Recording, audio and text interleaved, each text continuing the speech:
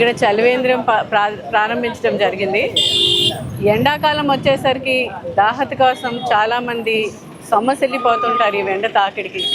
అటువంటి సందర్భాల్లో వాళ్ళకి ఒక గుక్కటి నీళ్ళు, మంచి నీళ్ళు కానీ మజ్జిగ కానీ ఇచ్చినట్టయితే వాళ్ళ బాడీ కూల్ అవుతుంది.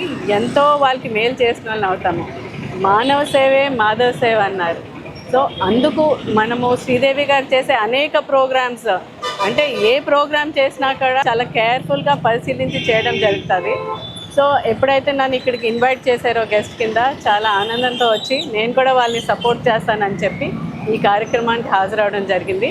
అలాగే ఇక్కడున్న అన్ని ఒక మహిళ ఆధ్వర్యంలో, అలాగే తన ఫ్రెండ్స్ అందరూ కూడా మహిళలు అవ్వడము, సపోర్ట్ చేయడం చాలా చూడడం వచ్చేటి సంఘటన. అది చాలా బాగా కూడా ప్రతి ఒక్కరు కూడా మా వంతు సాయం మేము చేస్తామని ముందుకొచ్చారు. శ్రీదేవి గారి ఆధ్వర్యంలో జరుగుతున్న ఈ ప్రోగ్రాం అద్భుతంగా జరుగుతుంది కాబట్టి ఈవిడ్ని స్ఫూర్తిగా తీసుకొని ఇటువంటి చలివేంద్రియాలు అనేక ఆర్గనైజేషన్స్ ఉన్నాయి మనకి వైజాగ్ చుట్టుపక్కల కూడా.